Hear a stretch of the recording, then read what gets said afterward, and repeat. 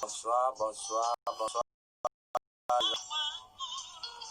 Je vous salue dans le nom de Jésus-Christ.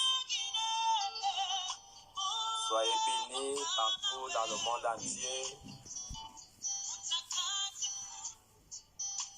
Que notre Seigneur Jésus-Christ vous bénisse.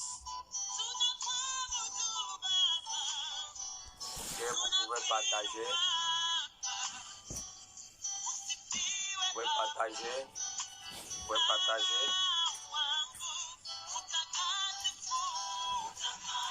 Et je vous rappelle que nous continuons dans le même thème. Nous parlons du salut depuis 3 jours aujourd'hui. Nous parlons du salut. Vous pouvez partager. Je suis le pasteur Gustave. Partagez. Ok, la Bible dit dans le livre Jean 3,16 que nous avons utilisé depuis 3 jours aujourd'hui, que Dieu a tellement aimé le monde qu'il a donné son Fils unique, afin que quiconque croit en lui ne périsse point, mais qu'il ait la vie éternelle. Vraiment, en méditant toujours sur ce passage biblique de Jean 3,16,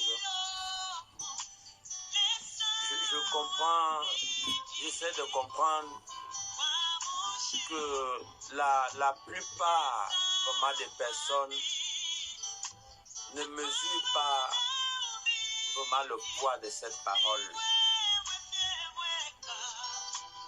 Beaucoup de personnes ne mesurent pas la longueur et la profondeur vraiment de cette parole. Parce que c'est Jésus-Christ qui est en train de nous parler. Dieu nous parle. Dieu nous dit qu'il a aimé le monde. Il a envoyé son Fils.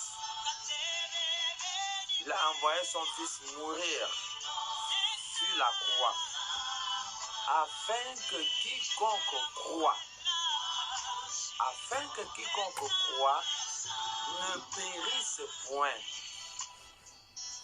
Donc, on peut conclure là que nous sommes en danger. La planète Terre est en danger. Éphésiens 6,12 va nous dire que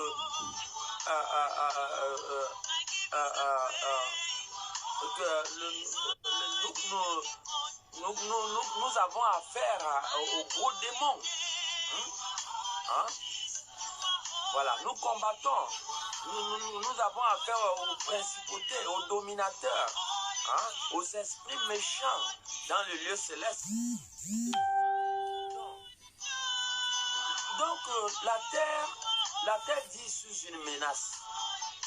Sous une menace des puissances des ténèbres, des esprits maléfiques, des démons, et tous ces esprits errent.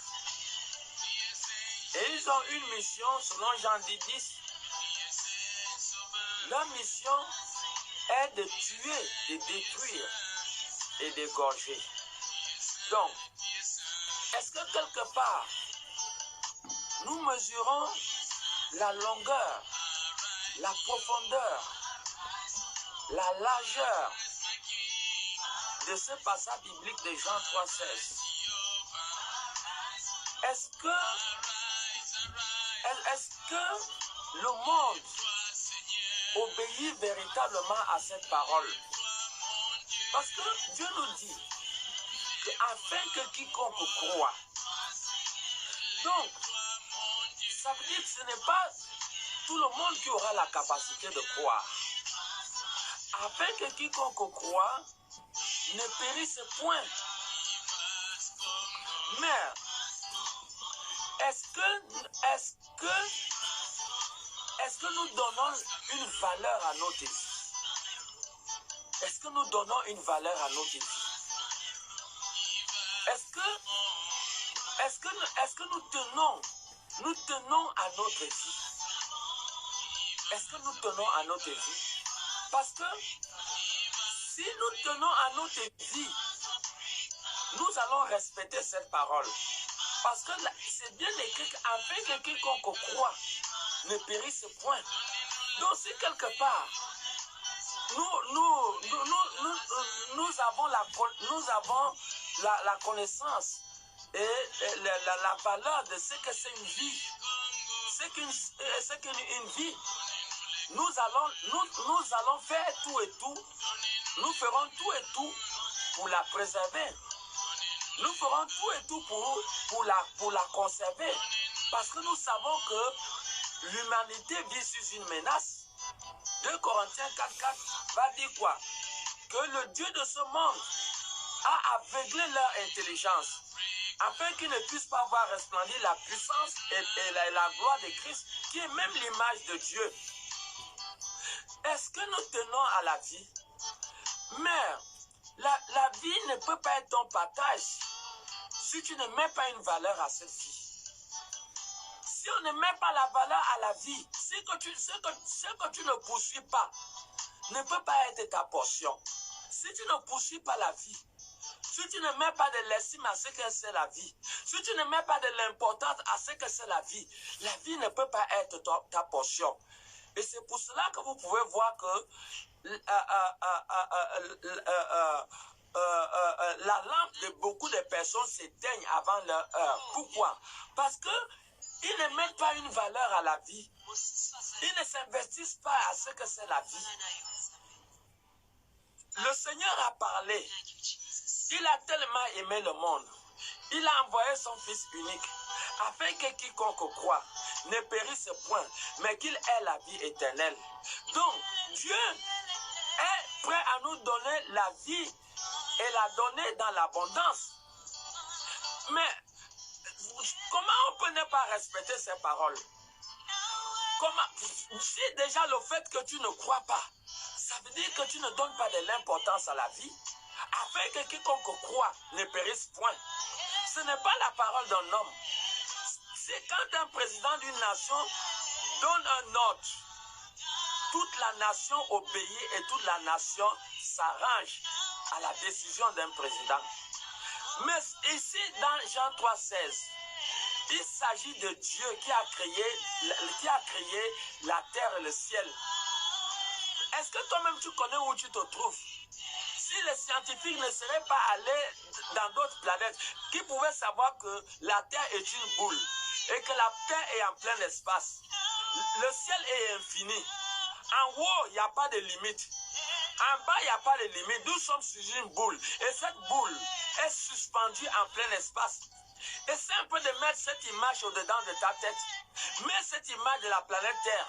Vous voyez quand le cosmonaute monte, on filme un peu la planète Terre.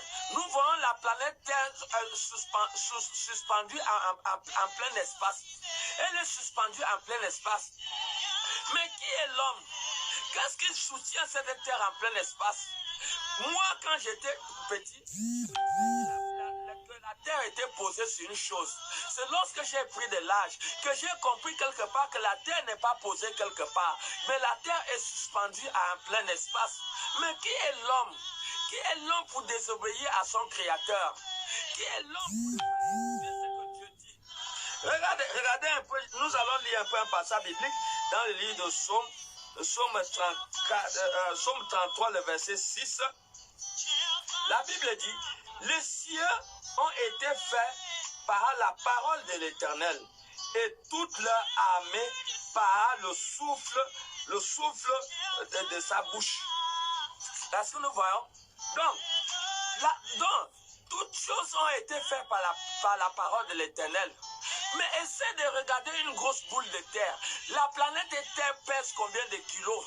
Mais qu'est-ce que soutient cette planète Terre en plein espace? La Terre tourne tout autour du soleil. Il n'y a jamais eu de dérèglement. Dieu s'est assuré que les hommes puissent avoir la lumière le jour et la nuit. Il a placé le grand luminaire dans le soleil et le petit luminaire, la lune, la nuit et les étoiles dans l'intention pour faire du bien à l'homme. Mais qui est l'homme? Qui est l'homme pour désobéir à Dieu? Est-ce qu'à un certain moment, nous pouvons nous asseoir, nous pouvons nous asseoir, de réfléchir véritablement avec qui nous avons affaire. Nous avons affaire à celui-là qui maintient une grosse boule, une planète Terre en plein espace. C'est celui-là que nous avons affaire. Et voilà pourquoi il faut marquer beaucoup d'attention. Quand Dieu parle dans Jean 3,7, Dieu parle par rapport à notre bien. Il nous a aimés. Dieu a aimé le monde et qu'il a donné son Fils unique, afin que qui mourit sur la croix, afin que quiconque croit en lui ne périsse point, mais qu'il ait la vie éternelle. Quelle est la place de cette parole dans ta vie? Est-ce que tu tiens à la vie? Dieu dit qu'afin qu'il ait la vie, afin que tu aies la vie pour l'éternité, la vie pour l'éternité, pour que tu n'ailles pas en enfer. Et je l'ai dit qu'en enfer, les gens sont nus en enfer. L'enfer, c'est une souffrance de milliards et des milliards d'années. L'enfer, c'est une souffrance éternelle. Les gens ne meurent plus en enfer. Les gens vont souffrir dans une flamme de feu. Pourquoi négliger lorsque le Seigneur est en train de susciter ses serviteurs afin d'aviser les êtres humains, afin d'aviser le monde? Pourquoi négliger cette parole? Pourquoi ne pas prendre conscience de la parole de Dieu? La Bible est claire. La Bible dit qu'au commencement était la parole, et la parole était avec Dieu, et la parole était Dieu. La Bible dit qu'en cette parole était la vie, afin que quiconque croit ait la vie éternelle. Donc, à la parole de Dieu est la vie. La vie, c'est quoi? La vie, ça veut dire que tu es vivante. Tu es vivant. Tu es vivant. Quelqu'un qui est vivant ne peut pas être affecté par des maladies tout le temps. Quelqu'un qui est vivant ne peut pas être victime des démons. Moi, j'ai vu une femme que nous avons fait la délivrance. Cette femme était possédée d'un démon qui l'a donné le cancer, qui l'a donné plutôt la maladie dans les seins. Elle a tout fait. Ce démon a détruit la vie de cette femme. Ce démon a mené les enfants de cette femme à fumer le champ. Ce démon a détruit le foyer de cette femme. Ce démon est entré dans la vie de cette femme quand elle avait 13 ans. Et nous avons effectué la vie de cette femme, elle avait 43 ans. Regardez ces années. Donc quelqu'un qui a la vie éternelle, un démon ne peut pas rester dans la vie des personnes. Si nous prions aujourd'hui pour 20 femmes, je suis sûr qu'il y a plus de 8 ou 10 ou 11 ou 12 qui auront les démons dans le corps. Même aussi les hommes. Donc le diable est venu pour détruire. Donc la vie, quelqu'un qui a la vie ne peut pas être possédé par les démons. Quelqu'un qui a la vie, la plupart des maladies sont projetées par des puissances des ténèbres. Quelqu'un qui a la vie ne peut pas être tout le temps à la pharmacie. Oui, tu peux tomber malade, mais tout le temps à la pharmacie. Allez-y à la pharmacie de Mbolo. Vous verrez comment les gens sont pleins. Mais attends, où est la place d'Ésaïe 53:5? Ésaïe 53:5 dit que par ces maîtresses que nous avons été guéris. Donc, est-ce que nous faisons de Dieu un menteur? Est-ce que les maîtresses de Jésus-Christ qui ont coulé au premier siècle, exactement à l'an 33, est-ce que le sang de Jésus, ces maîtresses n'ont pas la puissance aujourd'hui pour pouvoir guérir quelqu'un, pour pouvoir maintenir quelqu'un dans la santé? Quelqu'un qui a la vie, cette personne ne peut pas être stérile, parce que tu as besoin de la vie de Dieu pour que les choses se décantent au-dedans de toi. Tu as besoin de la vie de Dieu pour être en bonne santé. Tu as besoin de la vie de Dieu pour être dangereusement sécurisé. La meilleure sécurité de la vie, c'est la sécurité divine de Dieu. Et quelqu'un qui n'a pas la vie ne peut pas être protégé. Tu as besoin de la vie. Il y a des gens qui sont enlevés, qu'on enlève dans leur travail parce qu'ils ont été victimes de la sorcellerie. La vie de Dieu va garantir ton travail.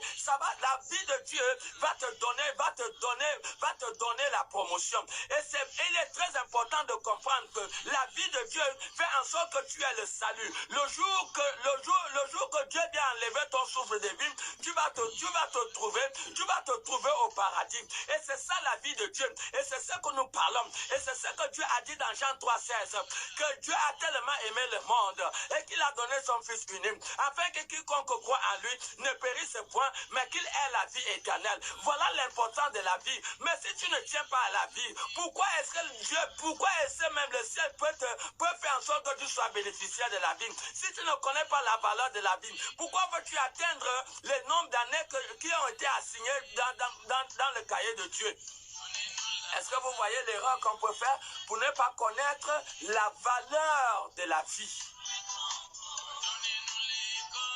Au commencement était la parole, et la parole était Dieu. Et cette parole était, dans cette parole, il y avait la vie de Dieu.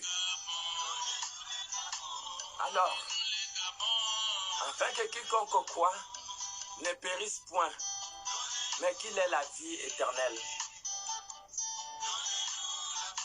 Est-ce que tu tiens à la vie? Nous allons lire notre passage biblique dans le livre de Jean, chapitre 6. Jean, chapitre 6, le verset 44. La Bible dit dans Jean 6, le verset 47 plutôt, il dit, en vérité, je vous le dis, celui qui croit en moi a la vie éternelle. En vérité, Jésus nous dit, celui qui croit en lui a la vie éternelle. A la vie éternelle. Comment peux-tu vivre? Comment peut-on vivre et ne pas connaître la terre va passer. La terre passera. Nous ne sommes pas éternels sur la terre. Nous ne sommes pas éternels. Nous sommes passagers. On est passagers sur la terre. Et voilà pourquoi nous devons prendre conscience. Prenons conscience. Matthieu chapitre 24, le verset 35 dit, le ciel et la terre passeront, mais mes paroles ne passeront point. La parole de Dieu ne passe pas. Le ciel et la terre vont passer, mais la parole de Dieu ne passe pas. Où passeras-tu ton éternité? Tu es dans l'église. Si ton nom est écrit dans le livre de vie ou pas, tu ne prends pas conscience à cela. La première chose lorsque tu es dans l'église, il faut t'assurer que ton nom soit inscrit.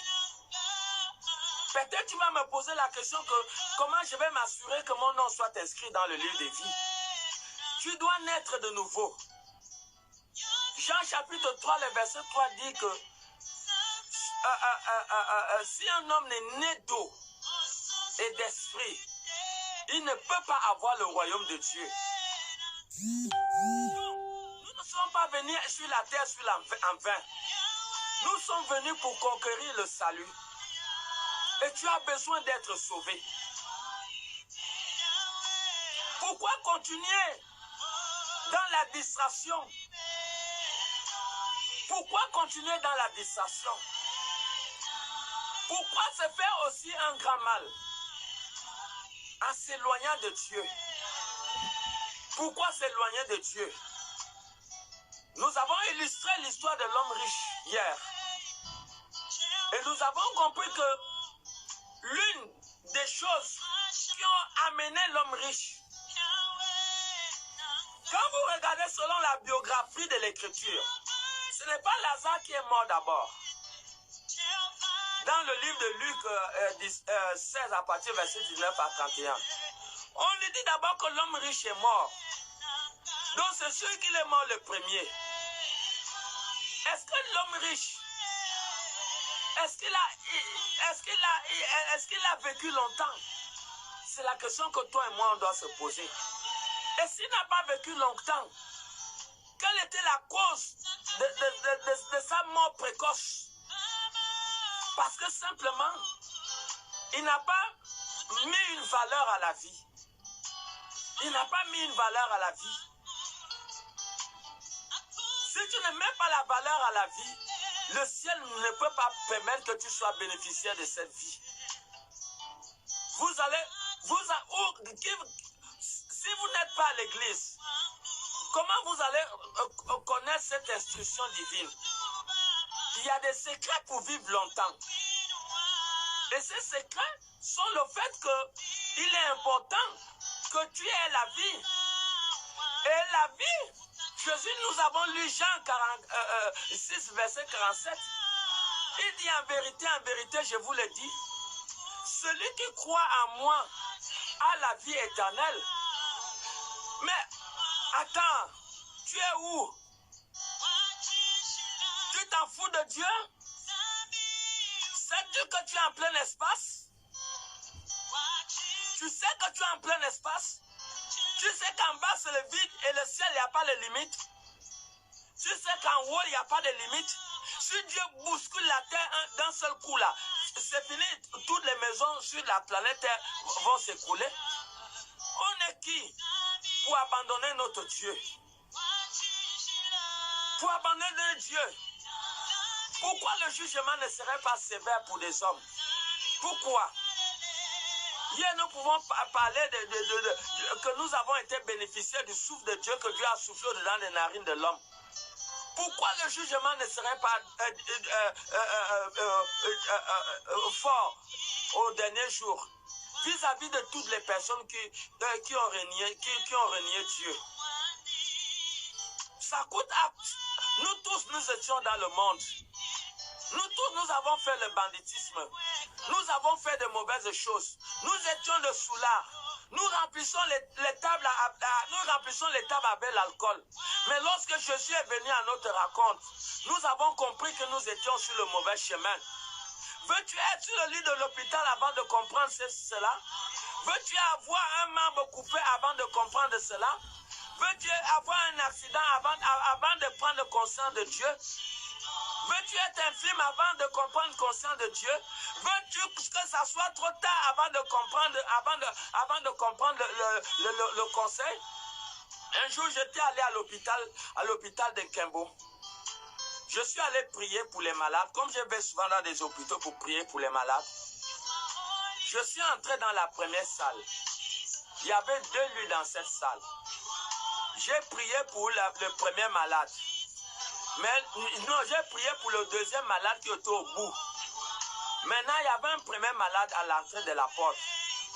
J'ai senti que la jeune fille là ne devait pas vivre. Et c'est comme ça que je suis sorti, je n'ai pas prié pour elle. Les parents de la malade ont commencé à me critiquer devant moi. On me dit que ça, c'est quel genre d'homme de Dieu?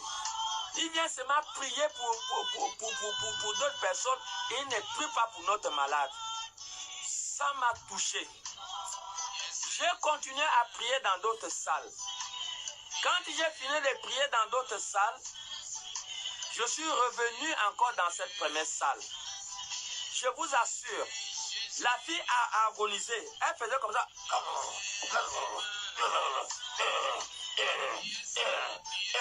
Je sentais, quand je suis passé, je ne suis pas passé en vain.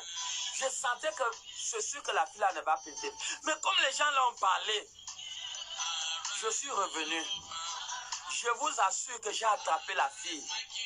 J'ai prié de tout mon cœur. Le Saint-Esprit est témoin que j'ai prié de tout mon cœur. J'ai prié une affaire de 15 minutes et j'ai transpiré le jour-là. J'ai supplié Dieu de pouvoir sauver cette fille. J'ai prié vraiment de toutes mes forces. Une affaire de 15 minutes. Quand j'ai fini de prier, après je suis rentré à la maison. Mais comme nous faisons souvent que quand nous partons dans les hôpitaux, nous repartons encore après un petit temps. Après peut-être 3 ou 4 jours, j'étais reparti dans le même hôpital de Nkembo. À ma grande surprise, quand je suis entré dans cette première salle, j'ai trouvé le lit où il y avait la fille là vide. C'est là où j'ai tiqué d'abord. C'est comme ça que j'ai posé la question, à la malade que j'avais prié pour elle. J'ai dit, mais la fille là que j'avais prié pour elle, elle est où? Il dit, mais elle est morte le même jour là dans la soirée. Alors vous-même, une jeune fille, elle avait peut-être 22 ans ou 23 ans. Elle est morte. Mais attends, est-ce que je n'ai pas prié? Est-ce que je n'ai pas prié? J'ai prié. Et j'ai prié avec toute l'onction. Avec toute l'onction, j'ai prié. Je suis en train de chercher le passage biblique. La Bible dit dans Ésaïe 55, le verset 6, il dit, cherchez l'Éternel pendant qu'il se trouve. Invoque-le tandis qu'il est prêt. Cherchez, il dit, cherchez l'Éternel pendant qu'il se trouve. Vous pensez que Dieu n'a pas parlé à cette fille? Lorsqu'elle avait 16 ans, lorsqu'elle avait 17 ans, peut-être elle était dans des ambiances, comme peut-être certaines personnes peuvent se trouver aujourd'hui. Pendant que les hommes de Dieu venaient lui parler, elle s'en foutait. Est-ce qu'elle pouvait imaginer qu'il y a un danger dans 5 ou 6 ans, que Dieu voulait lui parler? Elle a ouvert la chaîne de télévision, elle a bien passé en train de prêcher, elle a changé de chaîne. Mais est-ce qu'elle savait que Dieu était en train de lui parler? La même manière que je suis en train de te parler là ce soir. Moi-même, je ne peux pas te dire la raison pour laquelle je te parle. Mais Dieu connaît les dangers à venir. Dieu veut simplement que tu peux croire. Jésus a dit en vérité, et faites attention lorsque vous lisez la Bible. Quand vous verrez un mot se répéter, lorsque Jésus dit en vérité, je vous le dis, celui qui croit en moi aura la vie éternelle. Ce n'est pas en vain. La Bible dit dans Matthieu 16, 26, que lorsque vous entendez la voix de Dieu, il dit n'endurcissez pas votre cœur. Dieu te parle aujourd'hui pour t'épargner les dangers à venir. Mais attends, pourquoi chercher à se concentrer lorsque c'est trop tard? Cherchez l'Éternel pendant qu'il se trouve. Aujourd'hui, tu as la force, tu n'es pas malade. Aujourd'hui, tu es en bonne santé. C'est maintenant qu'il faut chercher Dieu. Parce que demain, ça serait trop tard. Ça serait trop tard pour toi. Et tu es en train de te parler maintenant. Tu dois prendre conscience. Ce n'est pas moi qui parle. La Bible dit dans Luc 10, 16 que celui qui vous écoute, m'écoute. Et celui qui vous rejette, rejette celui qui m'a envoyé. Je vais vérifier le passage biblique. Voilà. Hein? Voilà pourquoi nous devons comprendre l'importance. L'important, oui, c'est Luc 10 et 16. Celui qui vous écoute, m'écoute. Et celui qui vous rejette, me rejette. Et celui qui me rejette, rejette celui qui m'a envoyé. Donc, la voix que vous entendez, ce n'est pas la voix d'un homme. Samuel écoutait la voix d'Élie le prêtre. Et tant que Samuel écoutait la voix d'Élie le prêtre, Dieu ne pouvait rien faire dans sa vie. Tant que tu écoutes que ça c'est la voix du pasteur, tu es en train de te tromper. Parce que où je suis là, je suis connecté avec le trône divin. Je ne suis qu'un interprète. Je ne fais qu'interpréter les paroles que le Seigneur est en train de mettre au-dedans de ma bouche. Et voilà pourquoi aujourd'hui, nous devons prendre conscience. Nous devons évaluer l'attitude de cet homme riche. Il s'est éloigné de Dieu. Il s'est éloigné de Dieu. Et quel a été son sort? Il était dans les plaisirs de la vie. Pourquoi était dans les plaisirs de la vie? Les plaisirs de la vie vont te donner quoi? Pourquoi perdre le temps? Tu ne sais pas que quand tu gagnes l'argent, tu fais l'ambiance, tu fais tout ça. Tu es en train de perdre le temps que tu peux t'investir. Si la mort te trouve là, tu vas dire quoi? Tant que vous êtes dans les ambiances, vous ne pouvez pas avoir la réflexion divine pour pouvoir entreprendre. Tu ne peux rien entreprendre parce que ta réflexion est tenue captive par des puissants des ténèbres. Voilà pourquoi tu peux recevoir l'argent. Tu es en train de dilapider ça à travers des alcools, à travers des femmes, à travers des choses que toi-même, quand tu as gagné l'argent et après un moment tu te demandes que mais l'argent que j'avais, c'est parti où? Mais parce que quelque part, tu t'es éloigné de Dieu. La Bible nous parle de quoi? Le fils prodigue, il n'avait pas eu l'argent, son père ne l'avait pas donné l'argent. Mais quelle l'erreur fatale qu'il avait faite? L'erreur fatale qu'il avait faite, il s'est séparé du père. La Bible dit dans Luc 15, à partir du verset 11, que lorsque le fils prodigue a eu de l'argent, il s'est éloigné du père. C'est la pire erreur. Notre Père qui est dans les cieux, que ton nom soit sanctifié, que ton règne vienne. Donc, notre Père est celui qui est dans les cieux. Frères et sœurs du monde entier, comprenez que nous sommes une créature. Nous sommes une créature et nous devons nous soumettre aux exigences du Créateur. C'est Dieu qui nous a créés. Et c'est une erreur de pouvoir s'éloigner de Dieu. Mais si Satan connaît Dieu, mais comment toi, en tant qu'être humain simple, tu peux banaliser cela? Tu peux rester dans ta maison. Et combien d'années aujourd'hui tu ne pars pas à l'église? Tu es à la maison. Mais le salut est comme l'auto-école. Tu ne peux pas entrer au ciel si ce n'est que dans un ensemble d'enseignements que tu dois recevoir. Et ces enseignements ne peuvent pas être communiqués à la maison. Tu as besoin de te déplacer, aller dans un lieu de prière. Tu as besoin de te déplacer, être dans une église. Est-ce que tu vois comment je te parle? Mais est-ce que tu sais comment j'ai fait pour pouvoir m'asseoir et te parler à ce niveau? J'ai été dans des... J'ai appris à m'asseoir. Même les disciples, avant d'être apôtres, ils se sont assis au pied de Jésus-Christ. J'ai appris à m'asseoir auprès de mes aînés. J'ai appris à recevoir auprès de mes aînés. En dehors de cela, je me suis efforcé à aller dans des écoles bibliques. Pourquoi aujourd'hui je puisse te parler au niveau que je te parle? C'est le résultat d'une consécration. C'est le résultat que je me suis battu parce que je veux connaître. Parce que je ne veux pas perdre la vie. Parce que je ne veux pas perdre le paradis. Je dois connaître le code. Le code pour vivre longtemps. Le code pour pouvoir hériter le paradis. Et ce sont ces valeurs aujourd'hui que je viens te transmettre. Si tu es à la maison, tu dis, mais tu ne peux pas résister aux puissances. Tu ne peux pas résister aux puissances des ténèbres. Tu ne peux pas résister à Satan. Déjà, la preuve, c'est qu'ils sont à l'église et que pendant peut-être le confinement, il y a beaucoup aujourd'hui qui sont retournés dans la boue du péché. Mais combien de fois ils étaient à l'église, mais ils se sont seulement assoupis. Aujourd'hui, maintenant, il y a beaucoup qui sont dans le péché.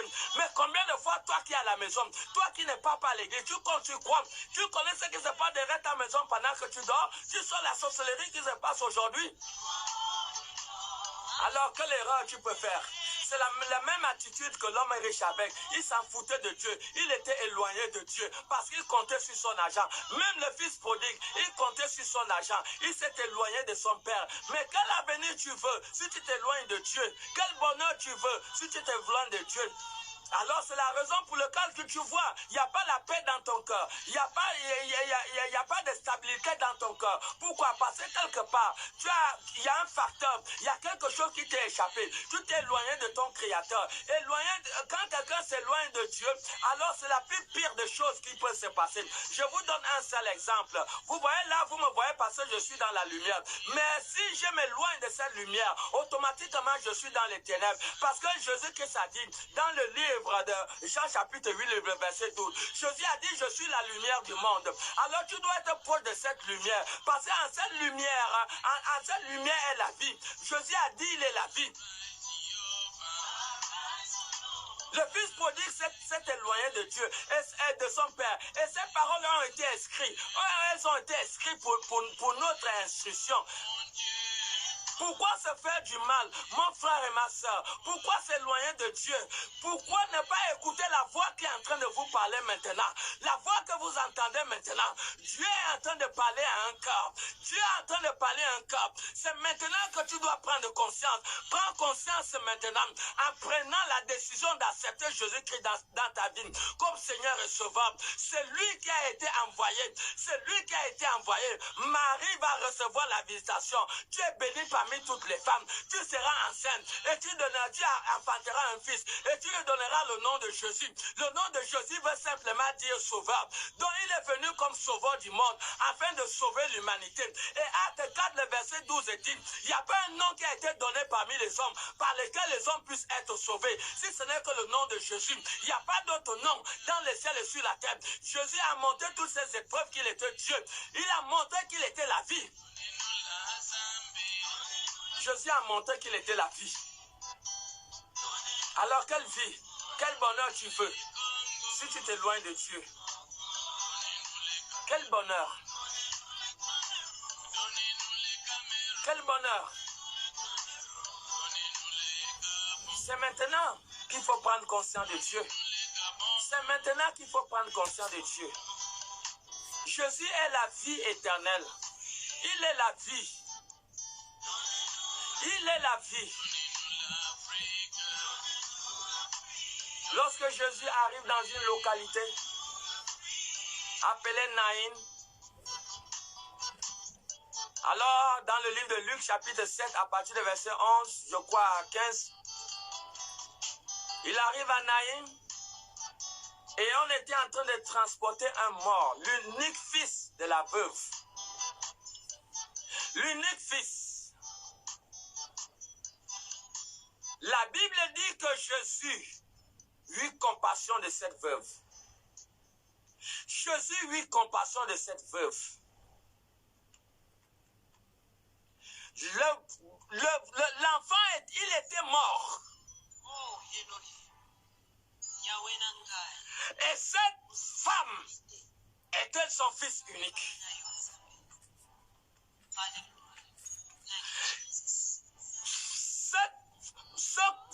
Ce cadavre devait contracter la vie.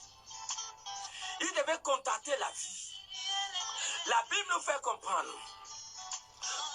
Jésus dit dans Jean 14, 6, je suis le chemin, je suis la vérité et je suis la vie. Jésus est la vie. Quand Jésus fait surface quelque part, la mort doit disparaître. S'il y avait la mort dans ta santé, la mort, la maladie doit te dire au revoir. S'il y avait la mort dans tes finances, la sécheresse à tes finances doit te dire au revoir. Lorsque Jésus fait surface quelque part, il amène la vie. Toutes les personnes qui sont porteurs de vie, lorsque vous arrivez quelque part, dans l'atmosphère que vous vous trouvez, il y a la vie. Jacob a amené la vie dans la maison de Laban. La Bible nous fait comprendre que toutes les affaires de Laban ont connu la croissance. Il n'y a pas où un enfant de Dieu véritable peut fouler ses pieds et qu'il n'amène pas la vie. Les choses de Potiphar étaient en ballottage. Mais lorsque un porteur de vie qu'on appelle Joseph est arrivé dans la maison de Potiphar, les choses de Potiphar ont connu la croissance. Il y avait la vie. Tout le royaume de l'Égypte était en danger. Il y avait un problème. Dieu avait révélé à Pharaon un rêve. Il fallait une interprétation et être engagé dans un processus pour préserver le monde entier de la sécheresse qui devait arriver. Il fallait quelqu'un qui était porteur de vie. Les fils de Anaya, il y avait un fils mort. Jésus dit, je suis la vie. Jésus va prendre sa main. Lorsqu'il va toucher le cercueil, la Bible va nous faire comprendre que le garçon va revenir à la vie. Donc Jésus est la vie. Si tu veux la santé, cher, c'est Jésus. Cher Jésus, ma soeur, cher Jésus, crois la parole de Dieu. Crois à Ésaïe 53, 5. Dieu est un mystère, c'est un mystère des sages. La Bible dit que si tu crois, tu verras la gloire de Dieu. Si tu crois, tu verras la gloire de Dieu. La foi est l'action de Dieu. La foi est la main de Dieu. Lorsque la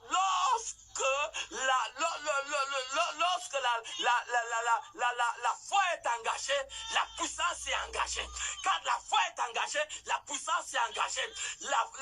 Si tu crois, tu déclenches le processus du surnaturel. Alors tu n'es plus une personne ordinaire. Tu deviens une personne surnaturelle. Une personne qui marche avec le surnaturel. C'est ça la vie. Tu as besoin de Jésus-Christ. Tu as besoin de Jésus-Christ. Afin que quiconque croit en lui ne périsse point, mais qu'il ait la vie éternelle. Et voilà pourquoi le Seigneur est en train de parler à quelqu'un. Il y avait un mort, il y avait le deuil quelque part. Peu importe la maison où il y a le deuil, peu importe la maison où il y a les pleurs, peu importe la maison où il y a les morts, à la même date chaque année, vous avez besoin de Jésus dans la maison. Lorsque Jésus atterrit dans la maison, les circonstances de la maison changent. Je bâtis sur le rocher, et quand viendra la tempête, ma maison résistera. Ma maison est en Jésus. La pluie et le vent souffleront. Satan se déchaînera. Mais ma maison est en Jésus. Je n'aurai jamais, jamais peur. Alors, frères et sœurs, tu as besoin de Jésus-Christ. Où ira ton âme? Est-ce que tu as pensé? La vie commence après la mort, l'autre côté. Nous allons vers... Nous sommes dans la vanité. Nous sommes dans la vanité. Et je vais lire Ecclésiaste. Nous sommes dans la vanité. Frères, sœurs. La solution de l'homme était de contenter son Dieu. D'entrer en contact avec son Dieu. C'est ça la solution de l'homme. Ne commets pas l'erreur de t'aventurer étant éloigné de ton Créateur. Les conséquences sont pires. Et tu risqueras de pleurer dans l'avenir. Les conséquences sont générationnelles. C'est une erreur pire. Ecclésiaste chapitre 8, le verset 15, il dit: j'ai donc loué la joie parce qu'il n'y a de bonheur pour l'homme sous le soleil qu'à manger et à boire et à se réjouir. C'est là ce qui doit l'accompagner au milieu de son travail pendant les jours de vie que Dieu lui donne sous le soleil. Est-ce que nous voyons? Donc, nous vivons au milieu de la vanité. Nous vivons au milieu de la vanité. Accepte Jésus-Christ dans ta vie. Jésus-Christ est une réalité. Ce ne sont pas des histoires. C'est une réalité. Abandonne la vie du monde. Abandonne la vie du monde. Abandonne la vie du monde. Accepte Dieu dans ta vie. Accepte d'aller dans une église. Si tu veux réussir dans la vie. Si tu veux le bonheur dans la vie, accepte Dieu. Accepte Jésus-Christ. Quel destin tu veux? Si tu ne marches pas avec celui qui t'a prédestiné, si je te pose la question, aimerais-tu réussir dans ton destin? Tu vas dire oui. Mais quel destin tu veux si tu ne marches pas avec ton Créateur? Pourquoi chercher aussi à se faire un grand mal? Pourquoi se faire un grand mal? Pourquoi se faire un grand mal? Pourquoi se fait un grand mal? Jérémie chapitre 11, le verset 3, il dit, dis-leur, ainsi parle l'Éternel, le Dieu d'Israël, maudit soit l'homme qui n'écoute point les paroles de cette alliance. Vous voyez? Je reprends. Dis-leur, ainsi parle l'Éternel, le Dieu d'Israël, maudit soit l'homme qui n'écoute point les paroles de cette alliance. Vous voyez, c'est une malédiction de ne pas écouter la parole de Dieu. C'est une malédiction. Et voilà pourquoi toutes les personnes qui n'ont pas écouté la parole de Dieu, qui n'ont pas cru en cette parole, qui n'ont pas obéi à cette parole, leur jugement sera sans miséricorde. Pourquoi se faire aussi un grand mal? Pourquoi? Pourquoi abandonner Dieu? C'est Dieu qui t'a créé. C'est Dieu qui t'a créé. Tu ne t'es pas créé toi-même. Pourquoi abandonner celui qui t'a créé? Pourquoi mépriser les hommes de Dieu et les pasteurs? Ils ont été placés comme dispensateurs des dons. Dieu les a établis. Personne ne peut devenir pasteur comme ça par son propre vouloir parce qu'ils ont été appelés par Dieu. Un pasteur, c'est homme dont il a une partie homme. Il a une partie Dieu. Voilà pourquoi vous attendez homme de Dieu. Parce qu'il a une partie homme, il a une partie Dieu. Un pasteur, c'est un homme. Un pasteur peut commettre l'erreur. Alors, pourquoi l'erreur d'un homme peut être un obstacle? Pourquoi? Pourquoi ne pas aller à l'église? Mais c'est une erreur. C'est une erreur. C'est une erreur. Jérémie 2,19 dit, Jérémie 2,19, il dit, ta méchanceté te châtiera et ton impunité te punira.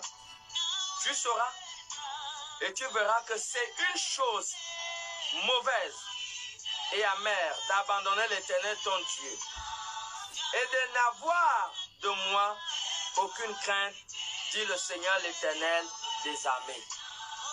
Vous voyez? Vous voyez? Il dit, ta méchanceté te punira et ton impunité te châtiera. Il dit, tu sauras et tu verras que c'est une chose mauvaise et amère d'abandonner l'Éternel Dieu.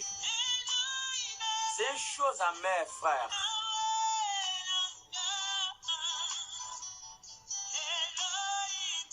Écoute la voix de ton Créateur ce soir.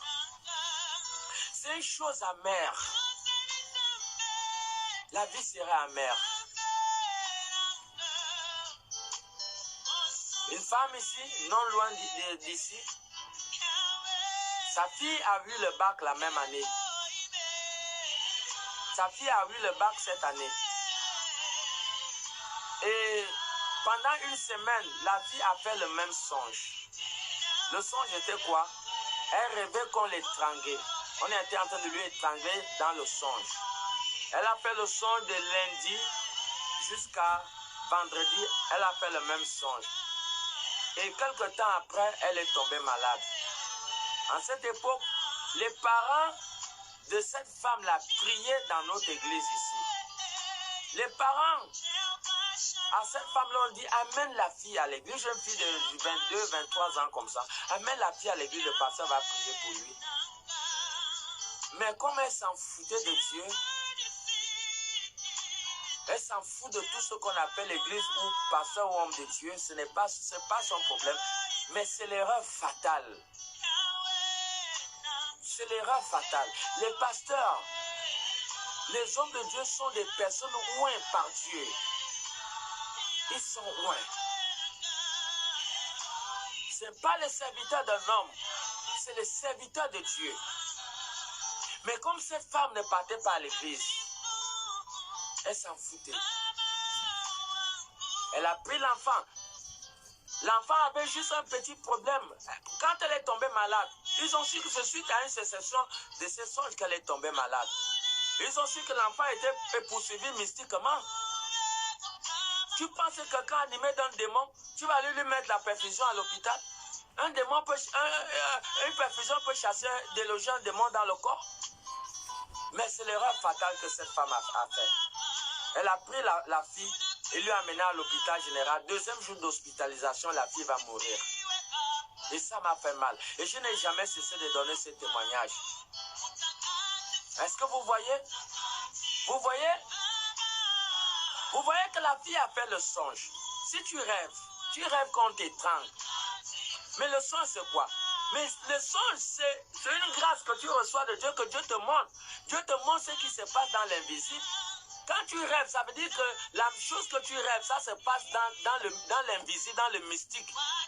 Donc, la fille a vu, Dieu l'a ouvert les yeux, Dieu l'a montré ce qui s'est passé à l'instant dans sa vie, dans cette semaine, ce qui s'est passé. Dieu l'a montré qu'on est en train de lui tuer mystiquement. Lundi, mardi, mercredi, tu fais le songe, qu'on te trans, ça veut dire que mystiquement, on est en train de tuer la personne. Mais cette femme, elle n'a pas pris conscience. Comme elle ne partait pas l'église, elle s'en foutait de ce qu'on appelle Dieu. Mais elle a perdu une fille. Psaume 127 dit que si l'Éternel ne bâtit, ceux qui bâtissent en vain. C'est une erreur grave. Vous élevez les enfants. Vous élevez les enfants. Les enfants demain qui vont vous vendre dans des sectes. Dans des sectes pernicieuses. Quand on va les demander, vous serez la première personne qui vont livrer. Parce que vous avez élevé les serpents dans les maisons. Parce que vous ne les avez pas montré le chemin. Vous ne les avez pas montré le chemin de Dieu. Proverbe 22:6 dit que montre à l'enfant le chemin qu'il va suivre pendant qu'il est petit. C'est ce chemin qu'il va suivre lorsqu'il sera grand.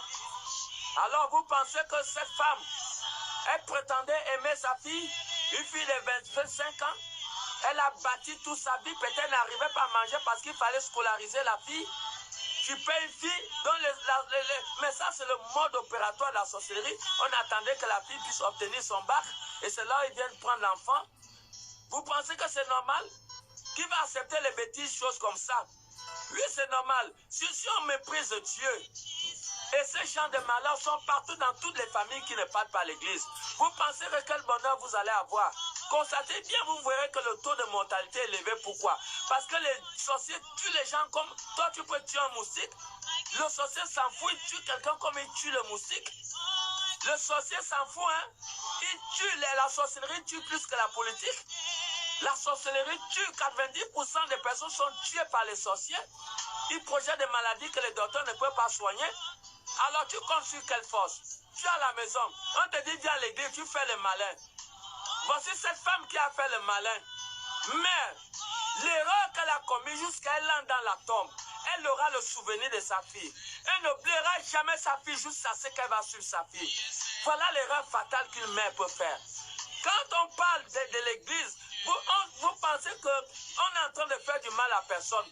Moi, je vous ai dit hier que moi, j'étais gaspillé. J'ai fréquenté les mauvais amis et je me suis retrouvé en train de fumer le champ indien. Je me suis retrouvé dans l'idolâtrie. Je me suis retrouvé dans l'injustice, dans le vol. Mais qu'est-ce qui m'a amené à changer? J'ai beaucoup de mes amis qui sont morts. Mais moi, j'ai eu la grâce que je suis vivant aujourd'hui. Pourquoi? Parce que Jésus est venu à ma rencontre. Quand Jésus est venu à ma rencontre, j'ai changé. Je ne suis plus la personne que j'ai été hier. Alors, je ne peux pas prendre cette expérience pour partager cette expérience avec une autre personne. Aujourd'hui, on te parle. Tu prends tous tes enfants, ta famille, et tu interdis même les enfants de ne pas aller à l'église. Tu interdis ta femme de ne pas aller à l'église. Tu penses que quand ta femme va comparer devant le jugement de Christ, tu ne seras pas là? Quand tu empêches à tes enfants d'aller à l'église, beaucoup des enfants sont allés en enfer parce que maman les interdit d'aller à l'église. Si toi-même tu ne vas pas à l'église, laisse les enfants aller à l'église. Pourquoi faire les enfants aussi un mauvais mal? Mais il y a une petite fille qui habite derrière là. Sa maman est venue nous faire la guerre ici. Pourquoi? Parce qu'ils sont dans les Mimbiri et ils ne voulaient pas que sa fille vienne à l'église. Mais une fille de 13 ans, ça n'a même pas fait 7 mois. La petite fille de 13 ans a eu la grossesse. Et toi, tu es une maman, tu as enfanté, tu penses que tu vas accepter que ta fille à 13 ans puisse prendre la grossesse? Est-ce que ça c'est normal? Alors, s'ils auraient laissé pour que la vie de Christ puisse influencer cette fille peut-être aujourd'hui devait aller à l'école, mais cette fille n'est pas pu à l'école. Elle a déjà, elle a fait l'enfant. Vous voyez le mal que les parents peuvent faire, ou le père d'une famille, la mère d'une famille, peut causer au sein de la maison. Est-ce que nous voyons? Voici cette femme, jusqu'à la fin des temps, elle n'oubliera jamais le souvenir de sa fille, parce qu'elle a eu à faire l'erreur. Elle a eu à faire l'erreur. Quand les gens lui parlaient de Jésus-Christ hier, elle s'en foutait. Comme elle est née dans une famille qui ne partait pas à l'église, elle aussi, elle a grandi, elle ne partait pas à l'église, mais aujourd'hui, elle le coupe par le deuil de sa fille. Voilà alors le mal qu'on peut se faire. Voilà le mal qu'on peut se faire. Lorsqu'on est méchant comme Nabal, nous avons vu Nabal. David a gardé les troupeaux de Nabal. On n'a pas emporté l'une de ces brebis. Pourquoi? Parce que David était là. Mais David a faim. David envoie ses serviteurs vers Nabal. Dans 1 Samuel 25. Vous dites à Nabal, vraiment, aie compassion de nous, aie pitié de nous. On a besoin simplement de quelque chose à manger. Mais Nabal, il a rudement répondu à ces gens. Il dit à David c'est qui? C'est des esclaves qui s'est échappé de leur maître. Mais regardez, il ne connaît pas à qui il parlait. Il s'en foutait. Il avait la même nature que l'homme riche.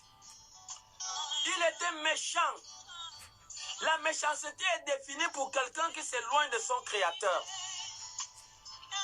Quand tu t'éloignes de ton créateur, tu ne feras pas longue route. Tu ne peux pas faire longue route. Voilà pourquoi Proverbe 24, le verset 20 dit: car il n'y a point d'avenir pour celui qui fait le mal.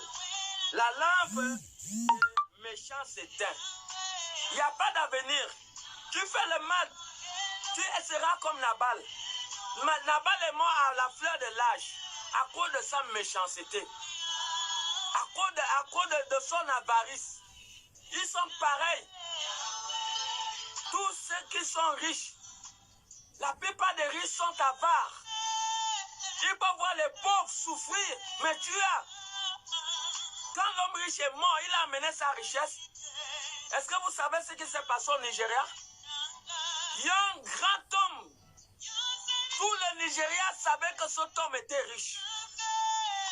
À son enterrement, lorsque cet homme est mort, il y avait des gouverneurs, des ministres, des grandes personnalités qui sont venus à son enterrement.